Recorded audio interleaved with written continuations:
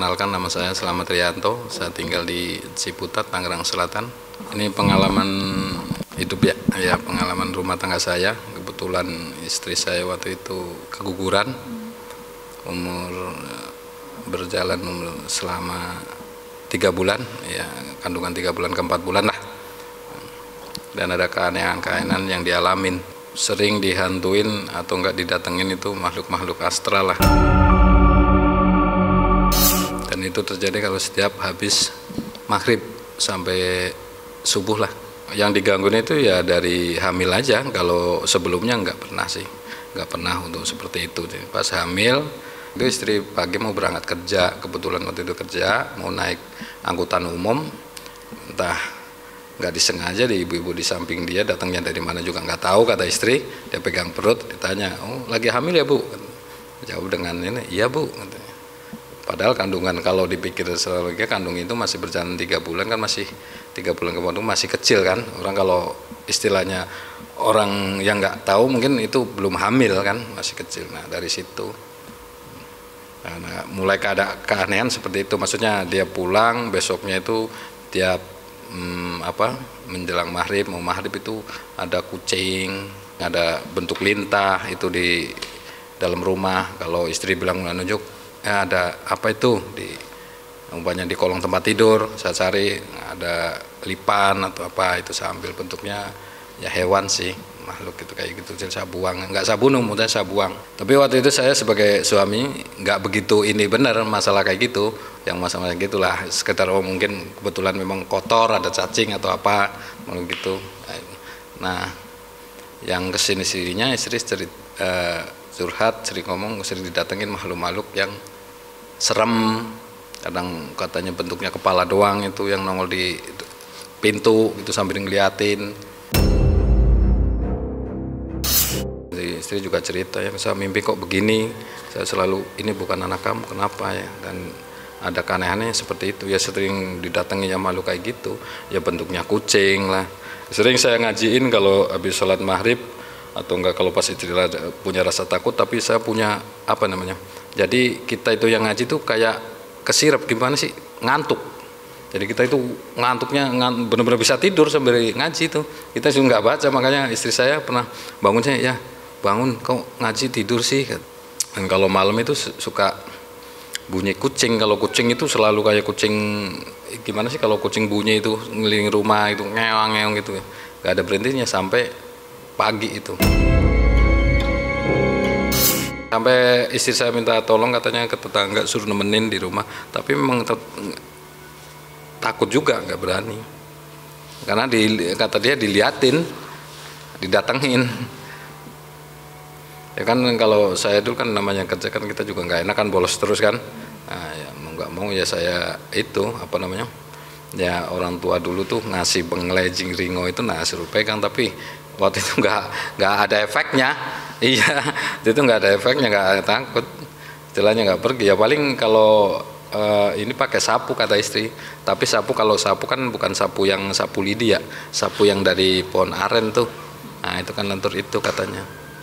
Kalau digini-giniin pergi dia, kabur hilang. Ya termasuk kucing yang datang ke rumah. Kalau malam datang ke rumah nongol itu mesti ya gini-gini doang pakai sapu, pergi gitu. Pergi dia ngilang. Kuburannya itu waktu itu kalau nggak salah itu Minggu malam Senin jam 12 malam.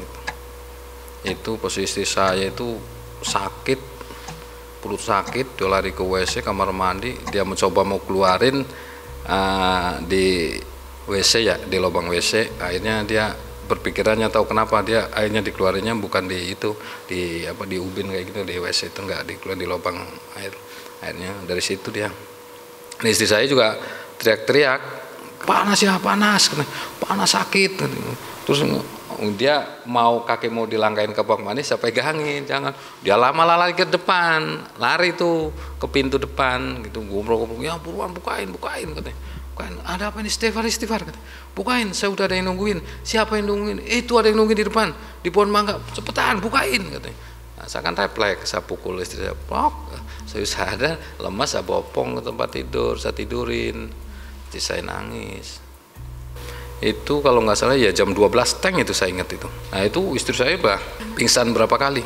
Dia jalan ke depan itu ke pintu, dia minta dibukain pintunya bahwa dia itu udah ada yang nunggu di depan. Itu pas mau kejadian keguguran, kata istri saya memang udah didatengin habis maghrib. Tapi saya kan posisi di luar karena kita ngobrol sama tetangga itu. Waktu itu kalau nggak salah lagi ada motor GP kalau nggak salah mau nonton bareng gitulah di depan, cuma di depan aja antar sini ke depan lah paling berapa meter. Istri saya keluar, istri saya udah bilang ya jangan keluar kan, saya takut katanya. Udah bentar, saya mau nonton bareng, ya jangan lama-lama katanya. Pas lagi nonton itu saya kejatuhan anak cicak itu pas kebetulan, enggak saya ambil kan karena jatuhnya di pundak sebelah kanan, saya pungut pakai tangan kiri, saya ambil. Terus ada yang bilang bahwa bapak apa itu Mas Ahmad anak cicak. Oh ya udah semoga nggak ada apa-apa katanya. Oh ya udah kamu matiin aja, saya mati, saya pencet tuh mati, udah buang aja, buang. Nah ya itu pas malamnya itu jam 12 itu nggak taunya saya koreksi lagi ke istri tadi, emang didatengin pas itu dia udah deket itu katanya posisinya udah benar-benar mau minta itu kata dia. Itu tinggi, mukanya jelek bener, rambutnya panjang kata istri, panjang tapi agak gimbal-gimbal gitu loh. Apa kalau bentuknya kayak genderuwo ada kemungkinan ya kan kayak genderuwo apa kuntilanak, tapi kalau nongol itu kata istri yang sering cuman kepala doang aja. Kepala itu di umpamanya di talase pintu kan suka ada pengumuman angin kan dari kamar, nah iya dia nongol di situ, iya dia ngeliatin ke istri saya, notot aja mukanya kayak gimana pun maksudnya, duh serem dah jangan ngeliat kata dia istri saya begitu, rambutnya panjang, pokoknya serem lah kata dia. Tapi ya kalau menurut saya istri itu serem sih, ya memang serem. Yang kalau istri ngalamin sini memang serem. Hidup itu istilahnya satu malam itu kayaknya waktunya lama. Karena mungkin takut kan, kayaknya udah kayak kalau istri bilang udah kayak di neraka itu udah hawanya udah takut. Ya karena kan didatengin kayak gitu, makhluk-makhluk kayak gitu. Dan dia juga nunjuk bahwa istilahnya kata istri saya itu bukan anak kamu. Nah dari situ habis keguguran saya coba pindah kontrakan kan, saya pindah nggak jauh sih, cuma depanan nih, saya nggak pindah kontrakan.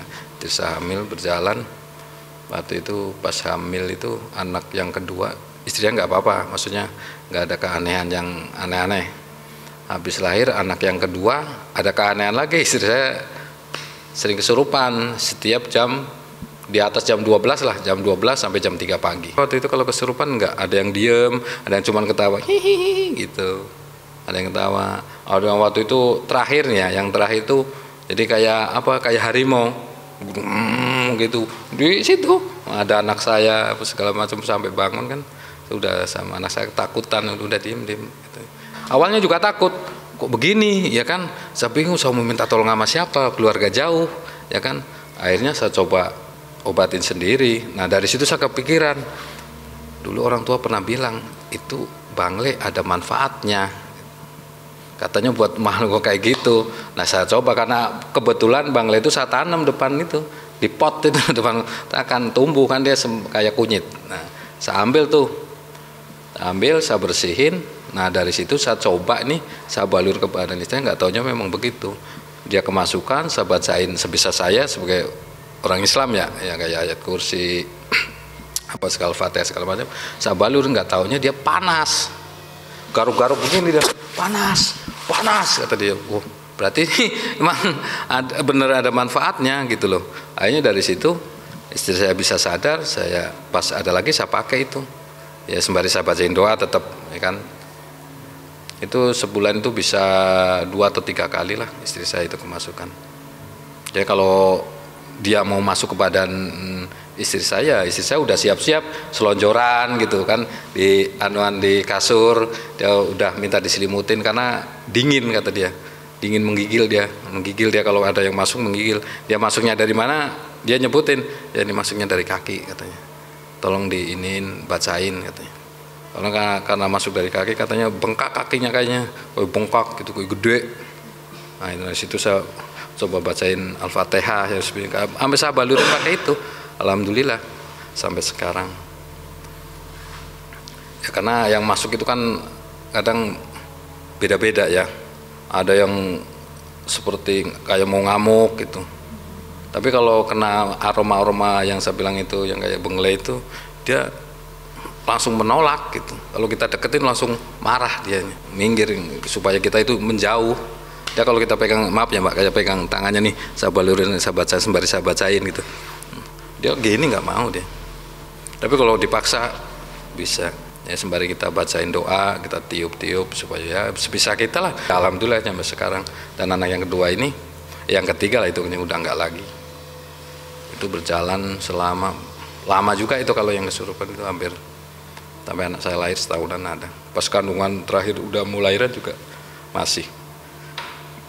Itu yang ya yang kemasukan sering kedatengin. Tapi memang kayaknya istri saya punya ini apa namanya, agak sensitif karena suka kayak gitu. Dia kalau kira-kira mau keluar atau kemanapun, kalau kira-kira di situ ada, dia balik lagi, mendingan nggak jadi. Banyak mau ke warung nih beli apa, mau lo kok balik lagi, nggak ada, kata istri saya begitu, dia mendingan nggak jadi.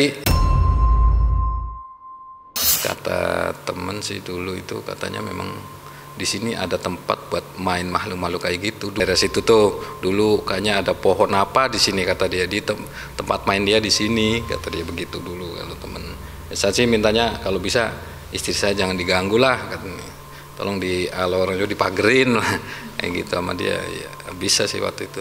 Sekarang ini istri saya kalau umpamanya ada yang datang bilang paling ya ada yang datang tuh, katanya. Terus masuk nggak, katanya. Nggak masuk, hanya di depan aja. Tapi istri saya nggak oh ini mau masuk badannya, enggak, santai gitu loh maksudnya, udah gitu aja. Paling bilang jangan tidur dulu. Yang benar-benar ya pengalaman hidup lah, kalau bisa memang harus dijaga tuh istri kalau lagi hamil, jangan cuman naik motor harus hati-hati, boncengan ya segalanya itu. Orang tua itu, kalau orang tua itu kalau ngomong itu mencakup luas, memang bener ya, termasuk kayak gitu. Karena mungkin kalau orang Jawa bilang itu apa, kalau kandungan itu mungkin anak itu wangi ya, masih wangi apa itu. Nah, biasanya kalau orang anak baru lahir kan suka dipoporin itu Pak, ini itu kan benglai itu, bukan kunyit, benglai itu yang kuning itu. Kalau orang sekarang udah nggak mau karena takut masuk mata gitu ya kan, udah nggak pakai itu. Tapi memang ada manfaatnya itu, orang tua itu bener, orang zaman dulu itu bener. Orang bilang kan dulu suruh gantungin gunting lah, apalah ya kan. Nah itu memang ya, walaupun itu sekedar cuman gantungan, kalau memang orang tua emang itu nyuruh ya pakai aja. Itu memang ada benarnya juga, mungkin ada maksud dan tujuannya itu orang tua ngasih kayak itu, mungkin biar makhluk-makhluk itu nggak suka, nggak mau dekat atau seperti apa. Harus saling menjaga lah, jangan nyampe yang kejadian seperti saya yang alamin terjadi sama yang lain-lain gitu aja. Bahwa makhluk itu memang ada, benar-benar ada itu. Kan Tuhan menciptakan antara manusia dan apa namanya, jin ya. Memang ada itu, emang itu mengganggu itu, jangan disepelekan lah.